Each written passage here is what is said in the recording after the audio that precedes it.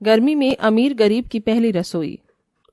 आसमान में आतिशबाजियां छोड़ी जा रही थी। एक रॉयल बड़े बैंक्वेट हॉल में शकुंतला देवी के इकलौते बेटे वैभव की शादी हो रही है।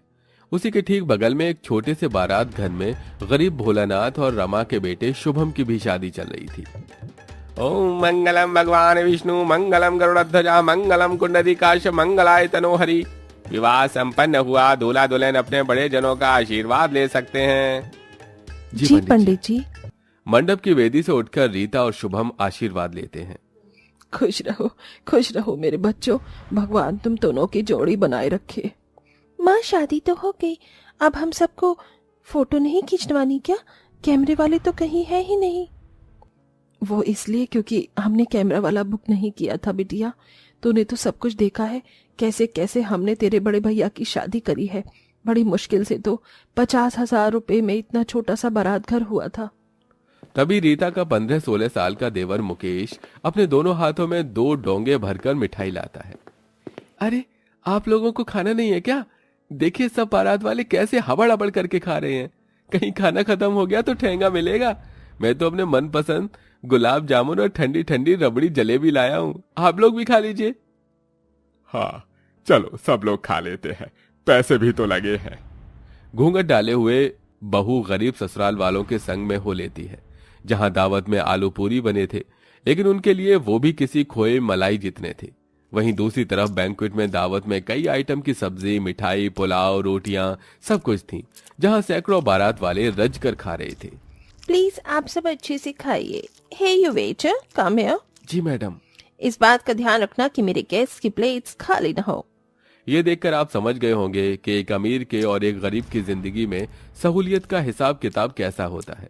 जहां पैसों के दम पर शकुंतला हजारों लोगों को दावत खिलाती है, तो वही गरीबी के चलते रमा गिने चुने लोगों को ही दावत खिलाती है। कुछ देर बाद दोनों सास अपनी अपनी बहुओं की विदाई करवा कर लाती हैं। किस्मत से दोनों एक दूसरे की पड़ोसन होती हैं, पर अमीरी गरीबी की दीवार दोनों के दायरे को अलग करती थी। जहां शकुंतला अपनी नई नवेली अमीर बहू की आरती उतारते हुए इस तरह गाती है। ओम जय लक्ष्मी माता, मैया जय लक्ष्मी माता, तुमको निस्दिन सेवत हरि विष्णु विधाता। ओम जय लक्ष्मी माता। तभी गर्मी और पसीने में भीगी हुई बहू प्रियंका चिढ़कर अंदर के मन से कहती है, ओह गॉड, पता नहीं मम्मी जी की आरती कब खत्म होगी। यहाँ गर्मी से मेरा दिमाग खराब हो रहा है। ऐसा लग रहा है जैसे मैंने ये भारी भरकम सा लहंगा गलत डाल दिया। आ जाओ प्रियंका, अब मेरी जिम्मेदारी खत्म हो गई। इस घर की बहू तुम हो, इसलिए रसोई अब तुम्हें ही संभालनी है। चलो मैं तुम्हें किचन दिखा देती हूँ। मम्मी जी रसोई में कल देख लूंगी, पर अभी मुझे बेडरूम में जाने दीजिए। आई एम वेरी टायर्ड और मुझे गर्मी भी लग रही है, सो प्लीज। अच्छा वैभव, बहू को ले जा, पर बहू कल सुबह टाइम से उठ जाना क्योंकि कल तुम्हारी पहली रसोई है। प्रियंका बिना जवाब दिए चली जाती है। उधर गरीब ससुराल में रीता का भी स्वागत होता है। आओ नई दुल्हन, यही छोटा सा संसार है हमारा, जिसमें हम सब परिवार मिलकर तुम्हारा भी स्वागत करते हैं। तभी रीता के दोनों देवर नंद उस पर फूल बरसाते हैं। गरीब बहू का ससुराल एक कमरे में ही समाया हुआ था और कोने में एक छोटी सी रसोई बनी हुई थी, जिसमें एक मिट्टी का चूल्हा था, 2-4 मसाले के डिब्बे थे और जरूरत के कुछ बर्तन। जबकि शकुंतला ने अपनी अमीर बहू के लिए एकदम मॉड्यूलर किचन बनवाया हुआ था। अगले दिन रीता तड़के 4 बजे उठ जाती है और सबसे पहले सूरज देवता और धरती माता को प्रणाम करती है। हे धरती मैया, तुम तो सारी संसार का भार उठाती हो, और सूर्य देवता आप तो सारे जग में उजियाला फैलाते हैं। मैं गरीब बहू बस झोली फैलाकर इतना मांगती हूँ कि मुझे सद्बुद्धि देना कि मैं इस घर के लिए एक अच्छी बहू और एक अच्छी गृहिणी बनकर रसोई संभाल सकूं। पूरे घर आंगन को साफ सुथरा करके चूल्हा लीप कर रीता नहा धोकर रसोई में आती है। प्रणाम माँ जी। सदा सुहागन रहो बहू। माँ जी बता दीजिए पहली रसोई में क्या बनाना है। ये लो बहू, थोड़ा बहुत राशन पानी मंगा दिया है, इससे कुछ बना लो। अपनी गरीब सास को माफ कर देना, आज तेरी पहली रसोई है और मैं तुम्हें राशन पानी भी भरपूर नहीं दे पा रही। माँ जी मेरे लिए इतना बहुत है, मैं इसमें ही सब कुछ बना लूंगी। रीता रसोई के अंदर आती है, जहां गर्मी से काफी ज्यादा भभका मचा हुआ होता है और गरम गरम लू की हवा खिड़की में से अंदर आ रही थी। काफी देर तक चूल्हा फूंक फूंक कर वो खाना बनाती है। गर्मी से उसके सारे शरीर से टप टप पसीना टपकता है, जबकि इधर प्रियंका दिन निकल जाने के बाद भी एसी में बिस्तर पर ही पड़ी होती है। गुस्से में शकुंतला कमरे में आ जाती है। नहीं बहू, अरे ओ बहू, अरे बहू रानी, तुझे टाइम का कोई होश खबर है कि नहीं? आज तेरी पहली रसोई है, चल जल्दी से उठ। प्रियंका दांत पीसते हुए उठ जाती है। ओफो, क्या है सासू माँ, क्यों मेरे कान में घुसकर चिल्ला रही हो? मैं इतने ही टाइम को उठती हूँ, तो प्लीज टिपिकल सास की तरह बिहेव मत कीजिए।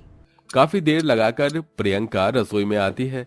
रसोई एक बड़ी जगह में थी जहाँ अन्न, पानी, दूध, घी, मक्खन सब भरे हुए थे। बताइए क्या बनाना है मुझे? बहू, सबसे पहले हलवा बना देना, ठाकुर जी को भोग लगाना है, और उसके बाद छोले पूड़ी बना लेना, और थोड़े राजमा चावल भी, और मीठे में थोड़े गुलाब जामुन शाही टुकड़ा भी बना लेना। मामी जी, इतना सारा खाना बारात को थोड़ी खिलाना है, इतनी गर्मी का मौसम है। आपका क्या है, आप तो ऑर्डर देकर चली जाएंगी। इस गैस चूल्हे के आगे खड़े होकर गर्मी में उबलना तो मुझे है। हाँ, पर रस्म तो रस्म होती है बहू, ये सब तुझे बनाना ही पड़ेगा। ये कहकर सास रसोई से चली जाती है और प्रियंका मुंह बना बनाकर अपनी पहली रसोई करती है, जिसमें कि उसे एसी की ठंडी ठंडी हवा भी लग रही होती है, फिर भी उसे आफत आ रही होती है। हाय मेरी फूटी किस्मत, क्या फायदा इतने बड़े घर की बहू बनने का, जो इस सड़ी हुई गर्मी में मुझको खाना बनाना पड़ रहा है। पहली रसोई की रस्म करते करते गर्मी में तो मैं पक ही गई हूँ। यार, ये बड़ा टेंशन है। गर्मी से ऊबकर प्रियंका कढ़ाई में एक पूरी डालते एसी के आगे भाग जाती, जिससे सारी पूरियां जली हुई बनती हैं, और बाकी सारे खाने का भी ऐसा ही हाल था। जबकि दूसरी तरफ गरीब बहू खुशी से सबको खाना परोसती है। अरे वाह बहू, खुशबू तो लाजवाब आ रही है। क्या बनाया है? बाबूजी, मैंने आलू पूरी बनाई है। रसोई में एक आधी कटी लौकी थी, तो मैंने उसकी मिठाई बना दी, और थोड़ी गुड़ डालकर खीर भी बना दी। आप सब खाइए। पूरा ससुराल बैठकर खाता है और बहू खुद पसीने में भीगकर सबको पंखा करती है। बहुत ही स्वादिष्ट आलू पूरी बनाई है तुमने रीता। सच में बहू, बड़ी किस्मत वाले हैं हम, जो तू हमारे घर की बहू बनी। अच्छा है, अपनी पहली रसोई का खाना थोड़ा पड़ोसी के यहाँ भी भिजवा दे। जी माँ जी। बहू खाना लेकर आती है, जहाँ सब डाइनिंग टेबल पर बैठे होते हैं, और वैभव गुस्से में था। ये तुमने क्या बनाया प्रियंका? ये पूरी नहीं, पूड़े हैं, वो भी जले हुए। देखो वैभव, मुझ पर गुस्सा दिखाने की कोई जरूरत नहीं है। एक तो मैंने इतनी गर्मी में ये सब कुछ बनाया है। अरे किस काम का बनाया जो कोई बंदा खा ही नहीं सकता। सारा खाना तो जलकर कोयला हो गया है, हटा दे इसे। माँ जी नमस्ते। नमस्ते नमस्ते। आज मेरी पहली रसोई थी, तो सासू माँ ने खाना भिजवाया है। तभी प्रियंका टेढ़ी नजर से देखकर बोली, ये गंदा सा खाना लेकर उल्टे पाव लौट जाओ, समझी? गरीब लोगों का खाना हम नहीं खाते। नहीं बहू, ले आओ अंदर, हम खाएंगे, जरूर खाएंगे। खाना देकर रीता चली जाती है। देखो कितना स्वाद है इस खाने में। देखो कैसे चटकारे लेकर खा रहे हैं। वो गरीब की बहू अपने रसोई का खाना खिलाकर मेरे जले पर नमक छिड़क गई। इसी तरह दिन गुजरते हैं, जहां अन्न पानी के अभाव में भी गरीब बहू अपने परिवार वालों को अच्छा खाना खिलाती, तो वहीं प्रियंका बेमन से खाना बनाती, जिससे कि कलेश मचता है। फिर एक दिन बहू रानी को कितनी भी महंगी से महंगी चीज लाकर दे दो, गुड़ गोबर ही बनाकर ले आती हैं। और एक वो हमारी पड़ोसन की गरीब बहू है, कितना स्वाद भरा है उसके हाथों में। तभी तो आप दोनों माँ बेटे चटोरे बने फिरते हैं उस गरीब के हाथ का खाना खाने को। अब जब तुझे हर चीज देने के बाद भी तुझे अच्छा नहीं खाना बनाना आता, तो हम अपने पेट पर ताला थोड़ी लगा लेंगे।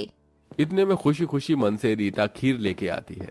काकी माँ, मैंने थोड़ी खीर बनाई थी, तो आपके लिए भी लाई हूँ। तभी गुस्से में भड़की हुई प्रियंका उसे सुनाने लग जाती है। तो कौड़े के करीब तूने ही मेरी इमेज खराब की हुई है। जब देखो मेरे घर परिवार में आग लगाने आ जाती है। प्रियंका भाभी, आप ऐसा क्यों कह रही हैं? मैं तो बस खबरदार जो मुझसे रिश्ता लगाया, और ये आंसू बहा के मत दिखा। प्रियंका सारी खीर जमीन पर गिरा देती है। तभी शकुंतला उसे जोर से डांटती है। बस बहू बस, तू कहीं का गुस्सा कहीं मत निकाल। तूने आज अन्न का अपमान किया है। जानती है इस गरीब इसे कमाने के लिए क्या कुछ नहीं करते। अगर तुझे इसकी कीमत पता होती तो ऐसे ना करती। प्रियंका चुपचाप खड़ी अपनी सास की बातें सुनती है। माँ जी जाने दीजिए। और प्रियंका जी, मैं तो बस अपना परिवार मानकर यहाँ कुछ भी देने चली आती थी, पर आइंदा नहीं आऊंगी। रीता को जाते देखकर प्रियंका उससे रोकती है। रीता, मुझे माफ कर दो। मेरे परिवार को तुम्हारे हाथ का खाना पसंद है। शायद यही बात मुझे हजम नहीं हुई, पर क्या तुम मुझे अपने जैसा खाना बनाना सिखाओगी? जी जरूर सिखाऊंगी। आखिर में प्रियंका पूरे दिल से सब कुछ सीखती है और अब दोनों बहुएं अपनी अपनी रसोई में अच्छा खाना बनाती हैं और प्यार मोहब्बत से रहने लगती हैं।